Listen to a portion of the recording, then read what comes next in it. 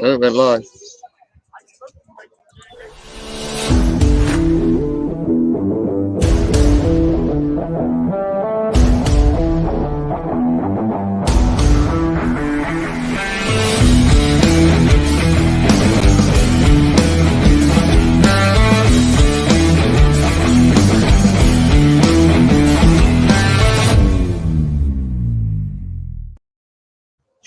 Well, good evening and welcome to this pregame show here at the Philadelphia Southfield Stadium. Bermuda's women's national team have arrived. They will take on Grenada in approximately an hour and 25 minutes. The match is set to kick off. I'm your host, Earl Bass. I'm joined with Maceo Dill and Garrett Punchy Dill. We are having just a slight technical problem in getting them up, but you'll be able to hear them. Gentlemen, clearly tonight is a night that these girls have been waiting for, and I think a lot of people in Bermuda have been waiting for as well, in hopes of them, just stating a claim for what they're wanting to achieve. I know Coach Keita keeps stressing about that. Punchy, for you, what are you hoping to see tonight? Well, I just hope that, first of all, arriving in a situation already here. Well, the occasion is really is great. I always see that people it's going to be well supported. But what are they trying to achieve? I think it's some in terms of what's happening there with the women's football program here in Bermuda. It's a step in the right direction. Of course, the powerhouse is that against Jamaica, and I thought it was really heartbreaking to lose that 1-0 against the Dominican Republic late like that. Mm-hmm. But it's a growing sport, and I'm very happy for especially for Bermuda in terms of what's supposed to happen in the next the next 5 or 10 years. Mm-hmm. I want to give some information. The other day I was reading this reading New York said between Real Madrid and Barcelona, there were like 90,000 people watching the women's championship game. Mm-hmm. So it just tells you how this sport is growing. Yeah. And I think it's just Bermuda's heading in the right direction. I really do believe that. Yeah. And Maceo, for you, what are you hoping to see tonight from our women's national team? Well, it's a project, right? It's a project that they're on, and I just want to see how far they are along in that stepping stone and that project. And I know that we're very much the women's football in Bermuda. They're at the early infant stage of the project, and I want to see the speed of how we move that project to the next stages, right? So one thing that I recognized the other night in the game is that they recognize the need to defend. So they recognize the need if they can stop those, they can build a platform to attack it. Putting together their attacking plan is much easier. Much harder. It's much harder to put together a tactical plan to go forward versus to stop our opposition. That's the easy part of the game. So now we're mastering that because if you look at before, we probably used to give away goals, and we're talking about even the men's football as a country, we probably gave away goals for free. So now we're forcing teams to earn a goal on us. Now we have to go to the next stage. And how do we earn a goal on and that's much harder. It's much harder to figure out how to earn a goal. And it's obvious that we do need a next step. Yeah. We do need a next step. So I just want to see how far they're along in that journey, in that step. Well, we're playing a team tonight that's only scored one game in the entire tournament. Yes. So clearly they have a problem in scoring goals. We conceded, what was it, 4 against Jamaica. We conceded 1 the other night. But we've scored 6 ourselves, and hopefully, we can find another way to feel good about where the program is at. As you said, they're still developing. There's still a lot of work to be done. But Punchy, we talk about this a lot during our regular show. Is it important to get a clean shout out tonight? Well, yeah, I think it's very important considering that when you kind of think about Bermuda in terms of around the Caribbean, where we stand. I think it's very important for us to get a shout out, plus to enjoy ourselves, to show exactly where we've grown. And I think I've always added to what Mason says in terms of steps that we're taking. Mm-hmm. So you would say, are we supposed to beat Grenada tonight? Yeah, I think so. I think so. What would be happy is the way the game is played. And what people will come, of course, the home, it's the home. So we're expecting a good result. Mm-hmm. But it's just like against the Caymans. If you say playing against the Caymans, are we supposed to win that game? Yeah, I think so. Mm-hmm. And we won that 6-0, especially after what happened against Jamaica. Mm-hmm. So I'm expecting a good result tonight. And again, a clean sheet.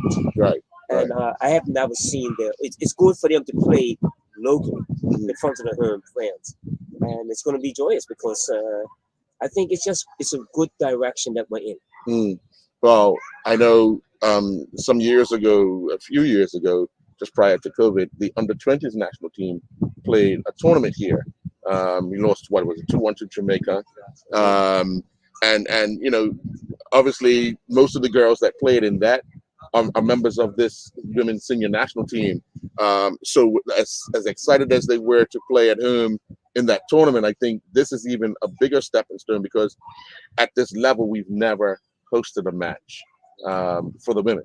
And that's the other thing about hosting a match. It becomes inspirational for the younger kids and the younger girls. So that is so important that we're hosting a match in this country to create a buzz around our football. You know, like I said, we're looking to build a girls' league here, and this is the buzz to say that, you know, come out and participate, young ladies. You know, we need to create the platform with them. And I was hoping beyond hope that we got a positive result against Dominican Republic. Yes. You know, and even I think this platform, it could be inspiring for maybe people that dropped off the radar to make themselves available for future games, because that's what we need. We need a consistent pattern of games to create a buzz. And you saw what the Nations League did with the men. Yes. We had a consistent pattern of game. We can analyze, we can grow, we can get better, we can figure things out. So we need these things. I'm excited. Yeah. You know, I'm excited to be in my home country to watch my home team play. Well, we're going to be joined momentarily by the women's national coach, Keita Robinson, to get her thoughts on how things have transpired up to this point of preparing for this particular match.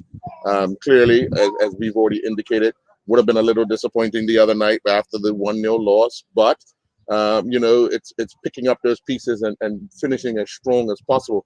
I know we've all played in teams where we felt we should have done better, but it's always, and the coaches are always, finish the season strong, finish the competition as strong as possible. Even though you know there's no chance of you advancing, finish it strong. What do you think? What are you thinking? How Coach Keita will look at this particular, because you guys are close, very close with her, and I know some words have been exchanged or could have been exchanged. What are you thinking is her thoughts along with her other coaches heading into tonight? I'll tell you a bit about Keita. You know, if we was playing football in the backyard, she wanted to be on. Yes. You know, that was just part of the competitiveness that we grew up with, and the environment that we grew up with. And, you know, most times she was the only girl playing with us all the time. So I know that regardless of the circumstance of the game, you know, the competitiveness piece is there to want to play the game in a certain way and wanting to get a positive result in front of a million crowd. So that's it. That goes without saying that competitiveness is there, and that's what's needed at this level. So I'm expecting that, you know, she wants to show the work that's been done with these girls and what they're capable of doing.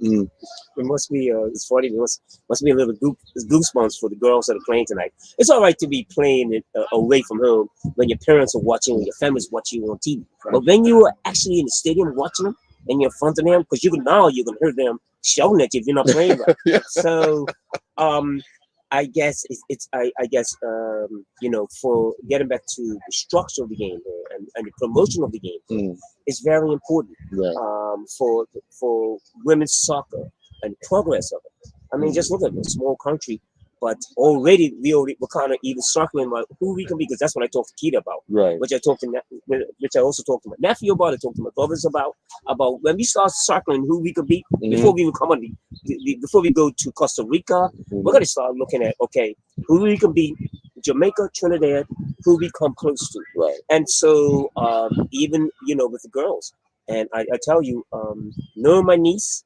knowing how she's raised and what Mason says about her, I just know she's always going to be pressing for progress. Right. Yeah, definitely. Well, just before you guys got here, the girls did arrive, and the crowd that is already here, the early crowd, they got a chance to converse with them and just get that warm reception. And I think that's what calmed them down just a bit. Now they have to go inside. They get their last minute talking to. Now they come out and warm up. Oh, I don't know about that, because I tell you a story. I used to follow Thierry Henry, right? And he said, I can take a penalty at the World Cup in front of 80,000 people and I'm good. But let my daddy sit in the stand. Let my daddy sit in the stand. And that is the most pressure that I'm under. Right. My daddy and my grandpa sitting in the stand. That's your biggest critics. That's more pressure than the 80,000 people that are taking a penalty against in the World Cup fund. So sure. So those nerves are going to be there. Yeah. But I think understand that women are far more professional, right? Right. They're far more professional and they're far more regimented as to what they do there. I think and I'm saying it on live, they're far more intelligent than me, right? They are. So I think they'll know what they're capable of. They'll play within themselves and they'll do what they're capable of out there. Sure. We're just gonna bring in she's taking we're gonna bring in Coach Keita. Quincy, can you just quickly make some room here? Yeah. And just allow her to come in. Yeah, she can sit in the middle. And then what we could do is make sure you want to ask a question, then Quincy could jump in real quick. I get a seat for Yeah.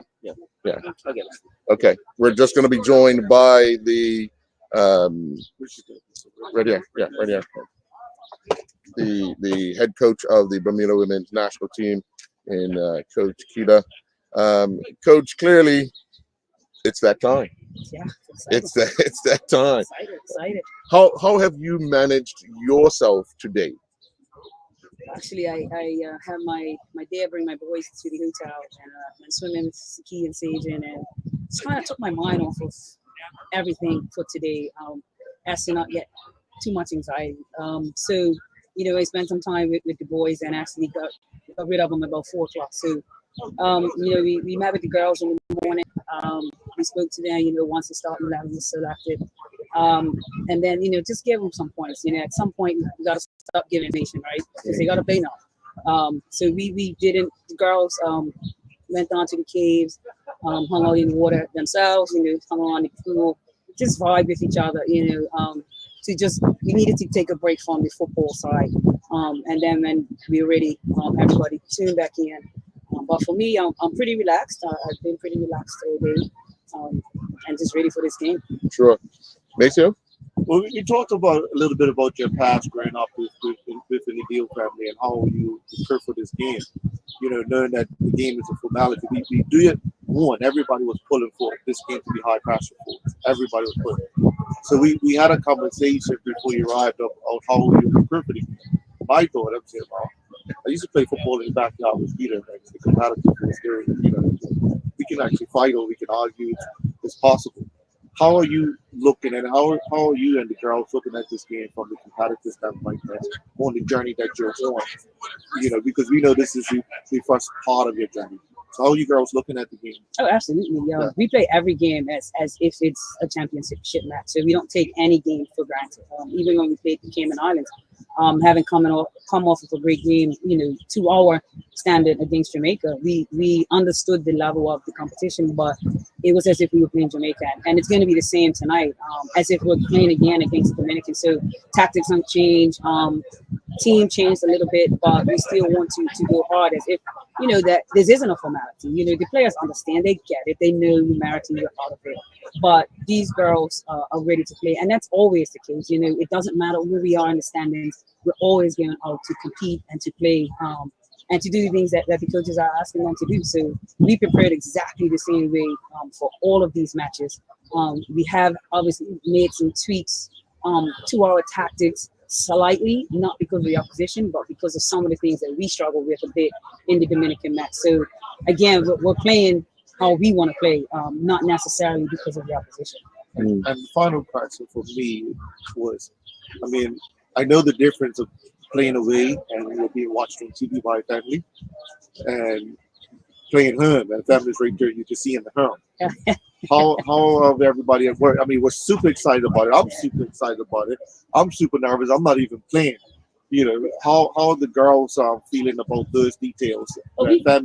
Family's there. You can hear, and you know who's the biggest prince in this world. Yeah, the good thing about playing away is that usually we don't have any service. So I don't have to see any messages until I get back to the hotel, right? But tonight I'll be hearing them from up there.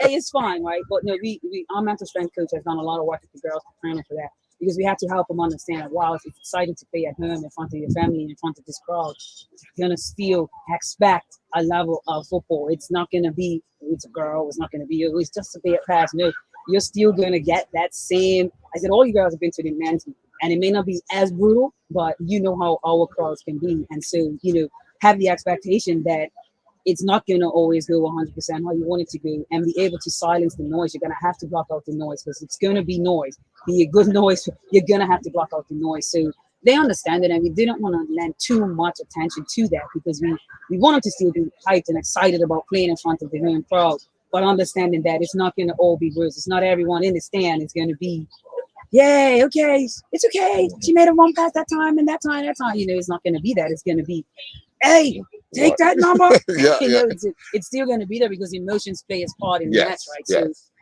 yeah, I think the girls understand that part and understand that that's going to take place. But again, they're up for it. Punch? Yeah, coach. Wish you the best.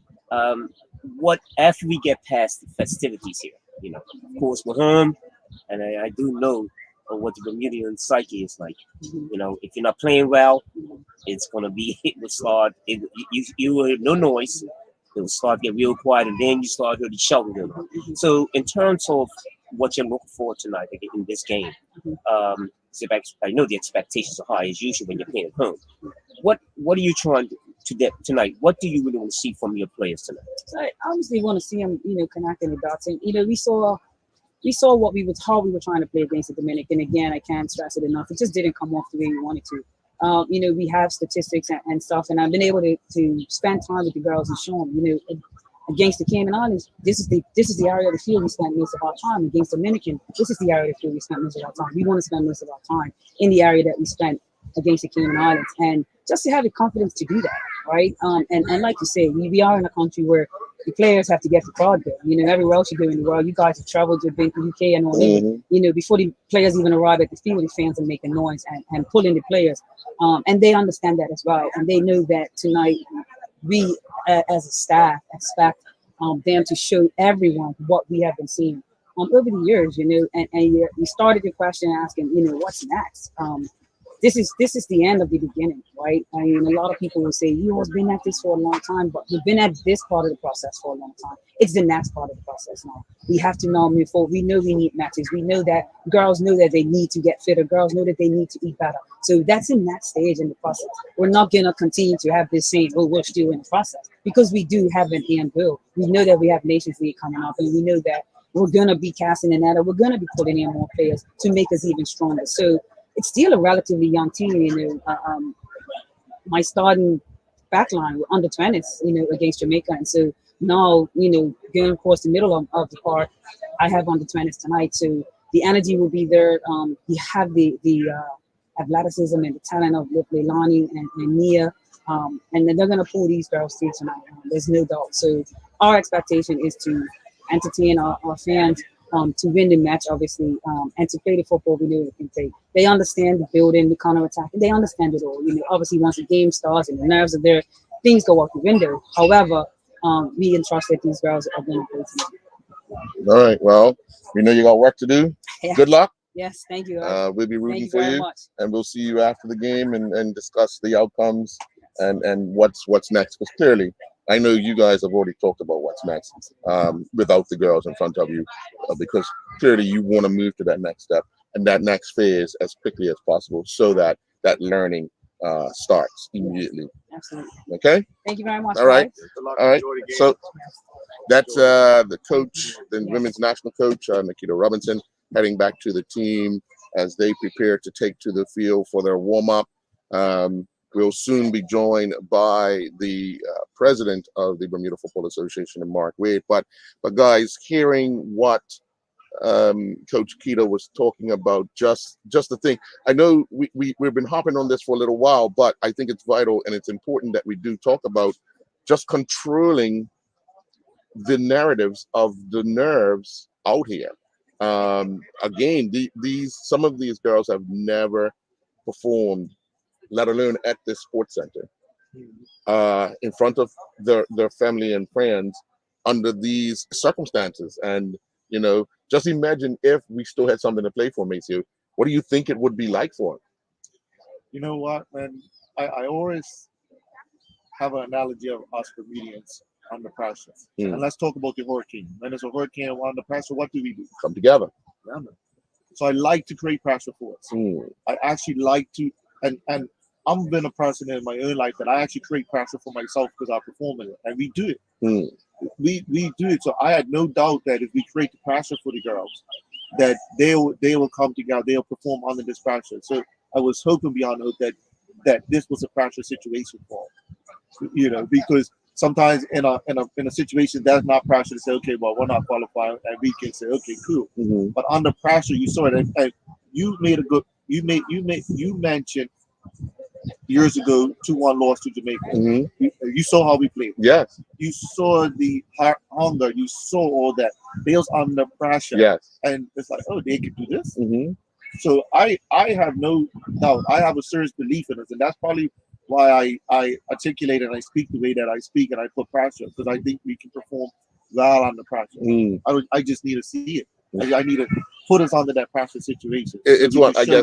Show what we're capable of. I guess it's one of those things that takes time. I know we all want immediate success, and even in professional sports, everybody wants immediate success. But it's all part of a growing process. If you want the entire program to grow, you can't have success at the top, but the bottom is weak, and then the minute does go off, then you're falling further behind because these ones here haven't had the opportunity to experience the growth together. Now, Punchy, clearly, this program with these girls that Kita Vance and Erin Denkins have had for the last, I would say, 11 years, because they've had some of these girls since they were 13. 13s playing under 17s. We've always been behind in that. Now we're starting to catch up because they've put together something and they've made it interesting where you have a lot of young ladies now looking to come out and be a part of it. So just the growth, and I know you've spoken with Coach Kita, and she sat here and was talking about now it's time to move to that next process, next phase. So just hearing that, where do you see this program in maybe 3 or 4 years? Well, it's something. It's almost like it's remarkable just where we are now. If we've been having this conversation 4 or 5 years ago about the women's program, right, at the national level, and what's most important is the growth. Not only not only here with these girls that are here playing tonight, but I'm talking about even in schools, the development in schools, and the kid is also a coach at Munson English. Yeah. So I think that's most important, and we must always support it and make sure that we carry on. Yes. Even in what happens tonight, what happened in this where we didn't qualify, but it's still progress. Yes. And so in a short period of time, we've made some really good strides. And I think it also bodes well for when you have people, Kita, with the same group on the 13s, on the 17s. Yes. Let's say, for instance, we start talking about other countries. Look how long the Portuguese coach, who's now coach of Portugal, with what they've achieved, and look at the group of players that they've had over the years. Right. Yeah, so you go back 4 or 5 years, and there's Ronaldo. So you're still looking at a continuation of growth. And so what's great about that is that Kita and Aaron have moved up with the same players. Yes. Adding a few others, and they want to be a part of this. Yes. And we can't begin to. I want to make sure people understand this, sir. as we always say, we're a small country. We ever talk about Maceo, me and Maceo talk about this. After a while, it's stop being excuses, but we're getting there. We'll start. Well, I think we're still on the right path. Right. We push, we ask questions, and it's good for the country. Right. It's good for the country. Yeah, you know? definitely. I'm sure we had some setbacks. We just get there, and then we don't make it. Right. And so, but that happens. Yes. But then, it's a challenge, and we just continue on. You know, with everything that we do, adding more, getting more information, coaches getting more educated. Yes. It's we're I still think we're heading in the right direction. I keep saying that. Yeah. I mean, it was Peter spoke some talent words. She recognizes they need more. Yes. So she spoke of this is just the end of the first part of the process. The next process, as you know, encouraging more players to be involved involved in the process. Yes. So she is clear that it's a recognition that as we go to the next stage, we need something more. You know, to push us to the next stage, because what we are doing, when we look at the bigger picture of it, what we are doing now is beating who we should be. Right. Right. And we're losing to who we should lose. I would just say maybe the Dominican Republic game, that was a game that it was there to beat. Yes. It was there to beat, and maybe with you know 5 or 6 other more senior players, if we're talking about a Candace Dord, we're talking about Kenny, we're talking about Taya Lindo, we're talking about I think Tashay Darrow. Yes. Those players that were part of that Jamaica game sometime ago. That's right. That could have been the answer. But can we do enough now that we bridge those gaps and have all our resources all the time available to us? Right. You know, so these girls are done good to have us in this process, in this vein. Yeah. So it's very important that it's key to know that it's the next step. Right. I mean, it's always an interesting conversation when we talk about who doesn't make themselves available for whatever reasons.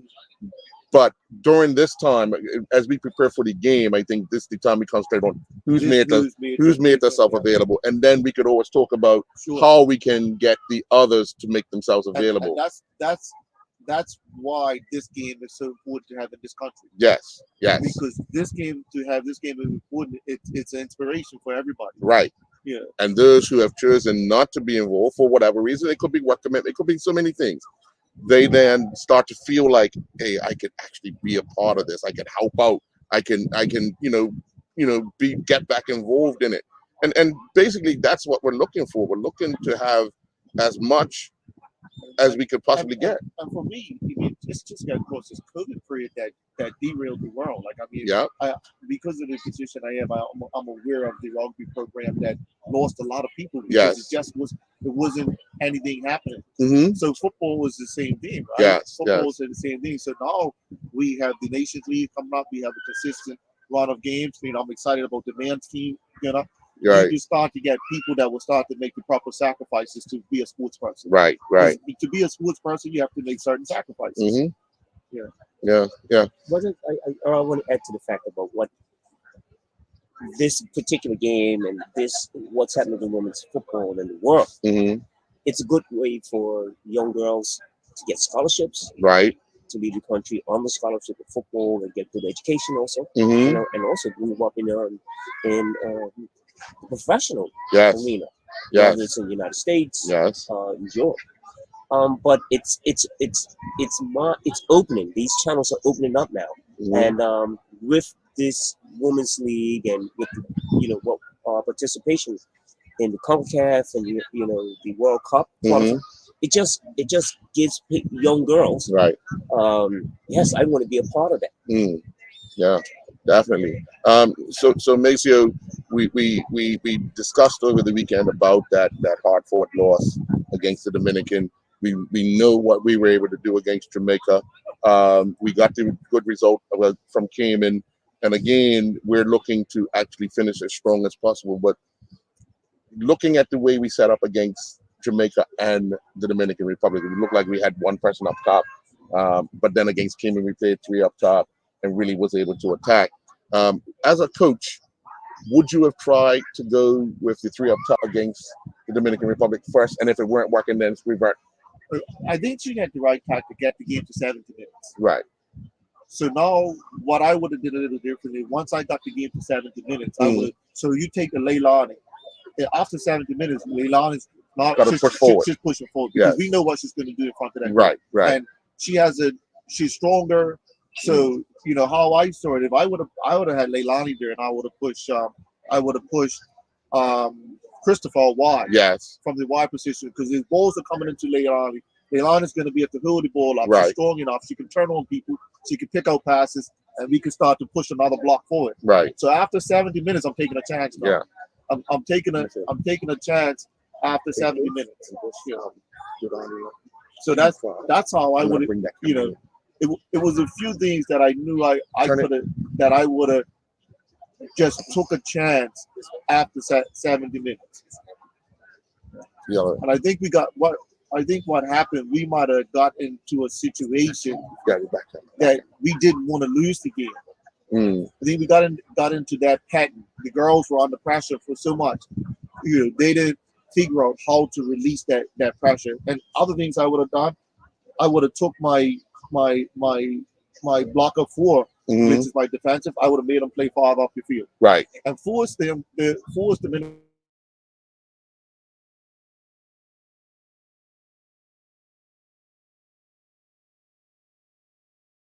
That block and don't move that block. Don't chase anybody. Right. So we can start to play in that half after 70 minutes. But it's risky. Yes. Those things when you're pushing that block up the field and leaving that space behind, right, is risky. But I'd have took the risk, and I could have potentially lost the game 4-0 after 70 minutes. Right. But I'd have took the risk. But you like you said, you reached the target that you want.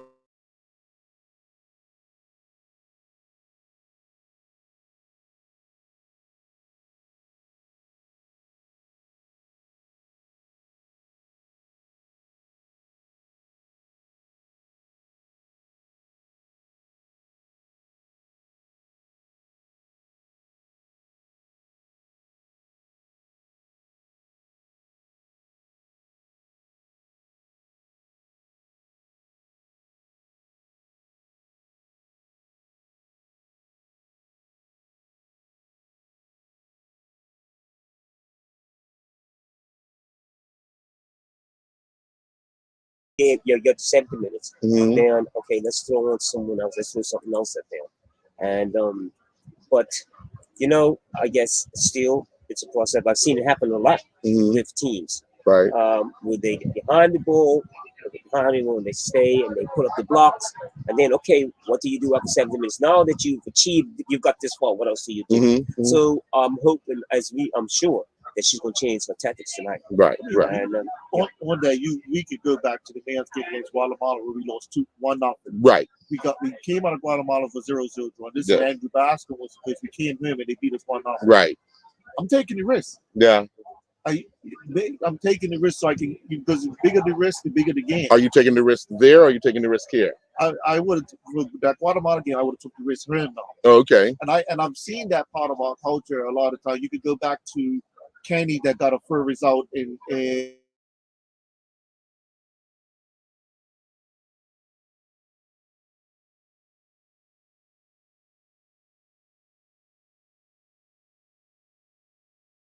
get ourselves in position, take the risk. No, it's happening very different than on the men's side where they're taking risks early. Right. So rather than figuring out when to take the risk at the right time. So if you remember the Mexico game with the men, they took the risk early. They got smashed for it. Yes. So it's about when we take the risk, right? When we put ourselves in position to take the risk. Right. So for me, that game against the Dominican Republic the other night, after 70 minutes, I'm taking the risk. I'm saying, I'm taking the risk. But it's always interesting. I was just gonna say because right, because I was just gonna say, Punchy, I was just gonna say. Okay, so although Coach Keita is the head coach, you know she always kind of talks with the other. So somebody would have said, "Let's get out of here for points." Once you would have said, "Okay, let's you remember the triple crown game with North Phillips? They took off from Kia Smith, top girl school. He just wasn't at it. And took an 18-year-old and Keisha Smith and put him in the center, and he ended up scoring a hat trick. Right. I heard everybody up in that stand. Then I took over our top bills, but I heard what they were saying. Right. Right. You know, it's like, but I took the risk, Mm, and that's the thing that I think we get more comfortable with taking that risk, mm. but and also taking the criticism because of it. Yeah. Well, Well, the you got. accolades because of it. It's like, let's take a risk. I mean, I used to think of it like this: if I was out when I'm, you know, I'm married to, if I'm out at 1 o'clock and I'm already in trouble, I'm already in trouble. Stay up to 6. Isn't Stay it? up to 6. What's the You can only difference? get in trouble at once. What's the You difference? can only in get in trouble once. Yeah. What's the difference in the trouble? It's like, I just have fun. Right? I'm already in trouble. So stay out to 6. But if you go home early, Yeah. the argument's gonna be from 1 What? to 1 to 6. Exactly. So, you know, I'm learning to take risks, and sometimes the risks are not worked out for Yeah, me. Right? yeah. But I'm learning to take risks, and I think that's what we are coaching in Bermuda as we're growing in Mm. our coaching is to take risks, because that's what coaching is. Yeah. You know, coaching is bravery. Like, you have to stand up and take criticism from players. You have to take criticism from fans. You have everybody, Mm. but it's developing the bravery to take the risk, and Oh. I think that's where the coaches. I mean, Pep's playing without a striker. Right. I think Max is going to play without a goalkeeper. You saw this goalkeeper down on the line the other day. No, But- he would always play with a goalkeeper. But yeah, he takes certain risks. Yeah, he does. He, Yeah. he plays without a striker. It's never heard of. He plays without a striker. Mm. But look at the result in the risk. Yeah. Well, in the background, the women's national team have come out for their warm up. I'm pretty sure. Yeah. Not Grenada has yet to come out, but you know, you could hear the crowd getting behind them. You know, they're looking to support these young ladies and give them everything that's needed. So, you know, I'm excited. Oh, Yeah. I'm really excited. I'm just like, you know, I just want to see again. I know the Bermudan public, Yes. you know, Very they critical. come for- very critical, what Very they come critical. for. Yeah. And Yeah. and so sometimes it feels worse. Sometimes playing up. Yeah. I know there was a period of Sometimes, time. like, There was a period of time that Yeah. I used to, well, you know, as a journalist, you're on the sideline, you're down on the field, you're taking pictures, but you could hear the comments. And I'm saying, are these people for this team or against this team? It's almost like I'd rather play away. slash Yeah. Russia. So, hey, Yeah, Earl, in yeah. that, I'd like to share something. I talked to Punch. I've watched football in Germany. Mhm. And I was telling Punch, the German fans know exactly where their team is. So they know their role in it. Yes. And the German fans, they don't need police people and all that. Right. Like in England. In No. England, you need police when you're not winning. Right, You're right, not right, winning, right, You right. need police. Yes. You need police to stop riots. The German fans are so intellectual and so intelligent. They know exactly where their team is, and they know their role Right. in their team. And that's something, and that's why they got 4 World Cups. Mm, You know, Brazil's got 5 World Cups for a totally different reason, right?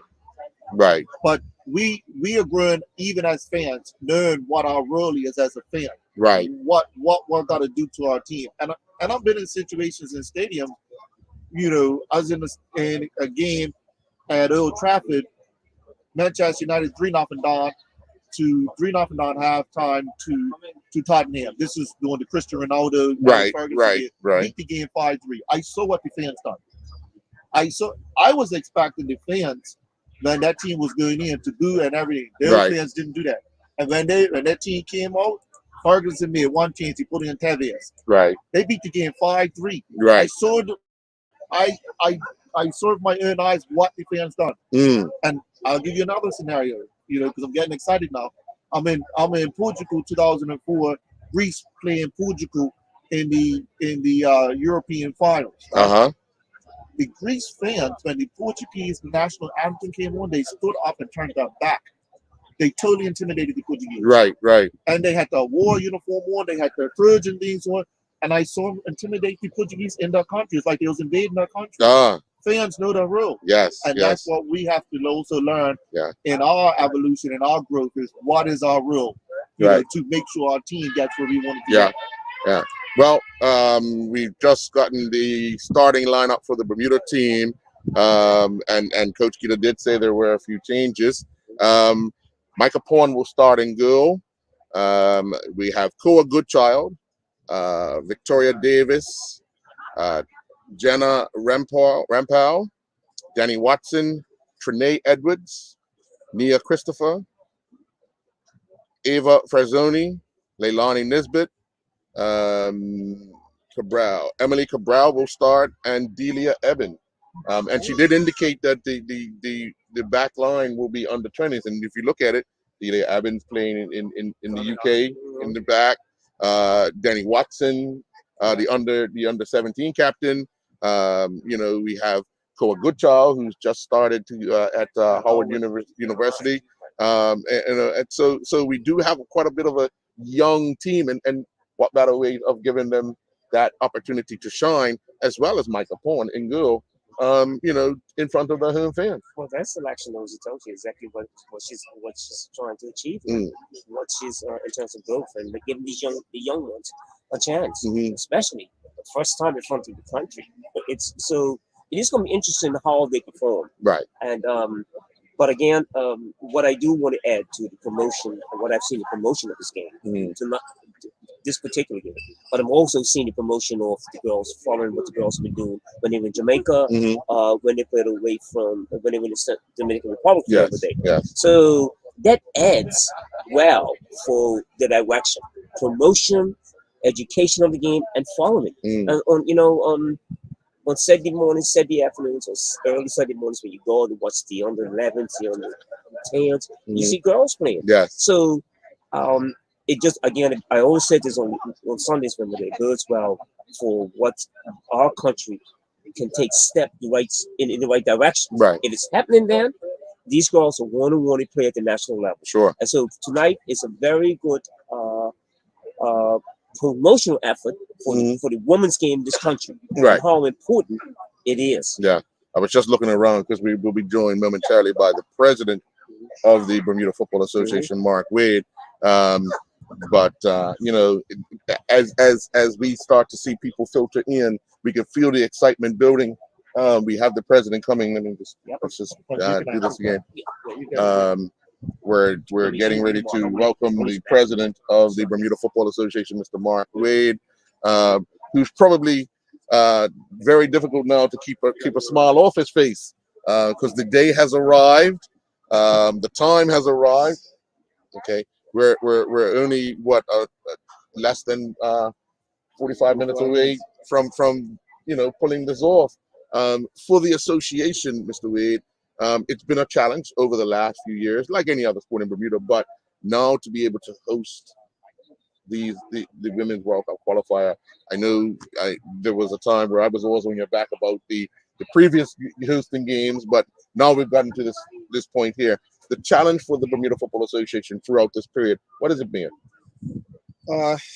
It's been the health protocols, to be frank.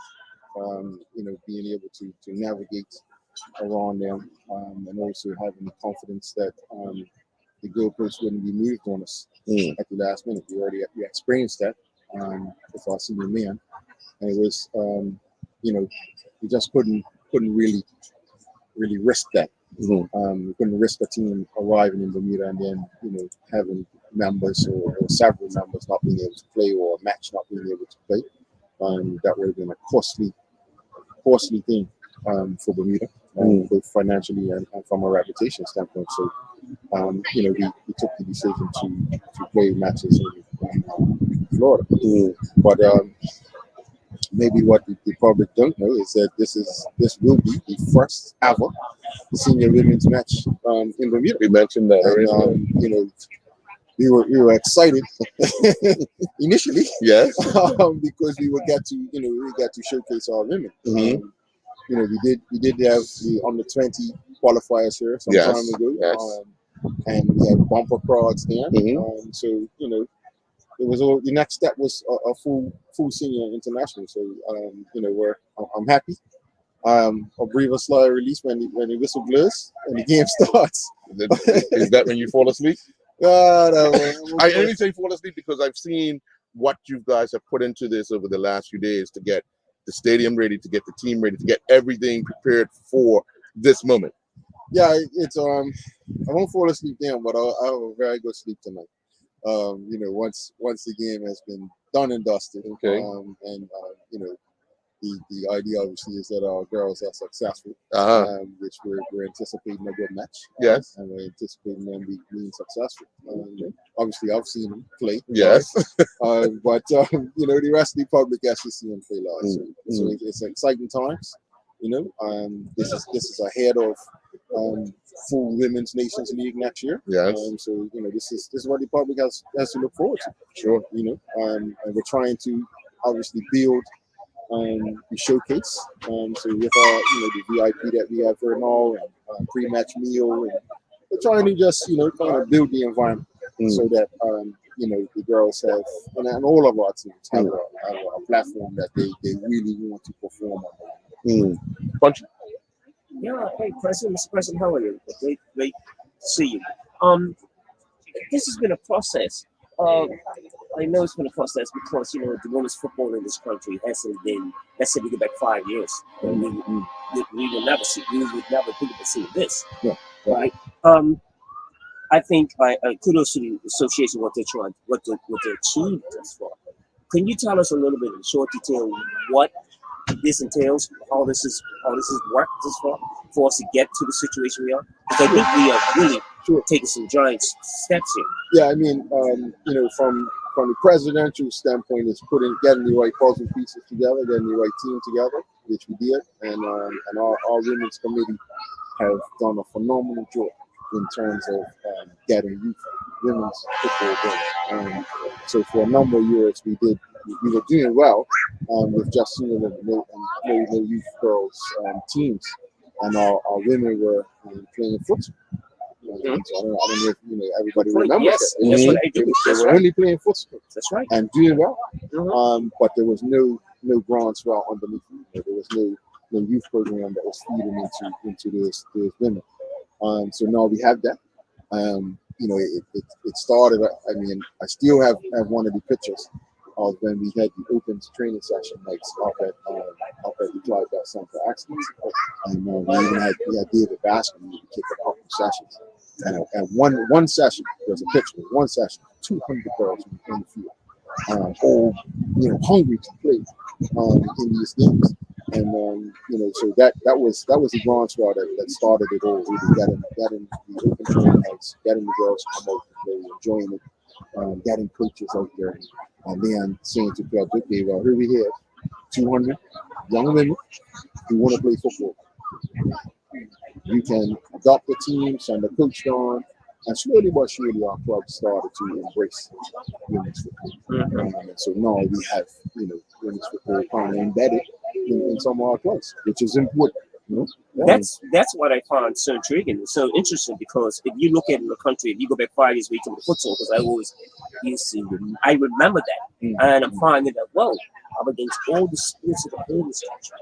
How they can play cricket now, they can swimming, track and field, you know. But again, my hands up to you for what you are doing here, and not just now because education here, but what bodes well for the future. So young girls can see when you were talking about having 200 girls to that event, it just shows that yes, we are a small country, but women's soccer is taking on such a high level throughout the world in terms of its importance with women. And so again, I know you're supporting cast. What's happened with my niece and with Aaron Jenkins, you know, with the times that they're putting in, and I'm sure it's not a guessing result. I'm sure you all have many meetings concerning about why they were the under 13 coach. Am I correct? Yes. Okay. And then they became the under 17. Now they're the senior national. So is this something that you did, or is this something that you all thought about and talked about? You thought that you was heading in the right direction. Well, apparently you are. But you know, some people say, well, maybe we need a different type of senior director, technical coach, or senior coach. But I still think that you know, what you stuck with, it showed results. Why was that process ever? You said Keita and Aaron take care of all those teams. Right. So it was Peter, Aaron, and Grant Ball. That's one. Yes. The third of the trio. Yes. Okay. So yes. and it was also about investing in them and developing them. You know, I think we've shown that we're prepared to invest in our coaches, right? Because even at the senior level, we're showing investment in our coaches, our senior men, we get a result. So now we are investing in our women. The next step for us, obviously, now is to find new coaches, to come similar to how we need young people coming in behind and filling our teams with younger people. Now we need new coaches, and I know that the technical director is started as such for new coaches, specifically at the women's area, but also in the men's area as well. So I think to sum it all up, I think investing in our people and making sure that they're continually learning. I think that has brought some good fruit. Right? But we can't rest on our laurels, so we have to move on and now find new coaches. And sometimes a new coach brings new energy and energizes the other coaches. So that's kind of where we're getting to. Yes. Well, we want to wish you all the best. I know you've got other roles to play tonight. Oh yes. Before the match starts. We'll let you get back to it, and again, we look forward to speaking with you after the game because there's another journey beginning to start next week. Yes. So yeah, we'll bring that to you. Yeah, it's not stop. It doesn't, but and I think what people have to realize most importantly is that we're still in the amateur phase of our games. We have one coach teaches, one coach works for the Bermuda Fire Service, another coach works in the office of the Bermuda Football Association, but they work. So when people start talking to me about, oh, let's compare them to Barcelona or English Premier League, you cannot compare. We have to take those how you watch a professional team play out of your head when you start to watch Bermuda play. But we're not far off with the commitment that we have from the top to the reserve that don't go on the field. It's a building process, and I think we're on the right track. As Bunch you keep saying, we're on the right track. We just have to be just a little more patient and allow the process to take its turn, and then eventually, even if we don't see it, when we leave, we know we're heading in the right direction. So, Mr. President, thank you very much for your time. We look forward to speaking with you again. Hopefully, it's a resounding victory tonight, especially for this crowd and for these girls because they've really worked hard. Yeah, they are. So yes, we'll see you in 2 hours. Okay. I hope we keep a smile. Okay. Well, Yes. Well, Punch, it's getting their time now where the players will have to leave the field soon. And the next thing up is that final conversation with the coach. Yes. And then it's that walkout, it's that the anthem, and all that time takes even more nerves because you start as a player you really just want to play. Oh, it's nothing like it. It's nothing like that. It's nothing like that all week for the game. Yeah. It's nothing like it. Like I feel it now. Right. I feel that our people for the game is just revisits your body all the time. Yeah. It's nothing like that our piece before the game. The intensity your body gets to. And you want your heart rate get up to like 160. Yes. You want to be up there ready to go. Right. Like you don't want to really calm yourself down. Yes, yeah. You just want to control yourself. Right. Under the intensity. Yes. But I'm excited, man. I'm super excited, and I'm glad that these girls are playing. And like you said, we're talking about this is history, right? This is history. This is the first of the time matches that were hosted here. And we're going to be looking to host more matches. Yeah, definitely. Well, I'd like to say that what I like to add to that is that I hope the girls getting back to the game actually start. People, it's hard to start to fill up here, right? As you said, yeah. I just hope they start calm. Yes. They're gonna have to help dictate the tempo. Get the crowd on their side, and dictate the game. Yes. Put pressure on Grenada. We after 5 to 10 minutes, we'll see what the standard of Grenada is.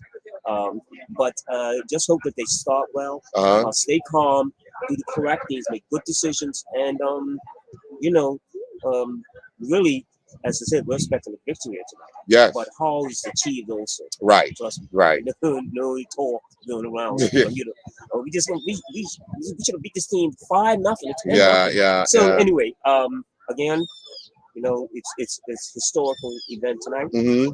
Again, I'm glad that it's happened to see what I've seen here tonight. Yeah. Well, Thus far. yeah. Well, we're destined to witness history here again as the first women's senior national team to play at home in a World Cup match. Glad to be around it, glad to be a part of it. So we're now going to kind of end this broadcast because we have to turn it over to we want people to turn over to get ready for the start of the match on the CONCACAF channel. And then we're back here at the conclusion of the match with post-game interviews and wrapping up of this match and the tournament for the Bermuda team. So guys, let's go grab our seats, get ready to witness history, and hopefully at the end of it, it's a resounding victory for the Bermuda women's national team. Okay? All right. Folks, we'll be back around 9 o'clock with the resumption of the Bermuda Grenada women's national team match. We'll be back. Thank you.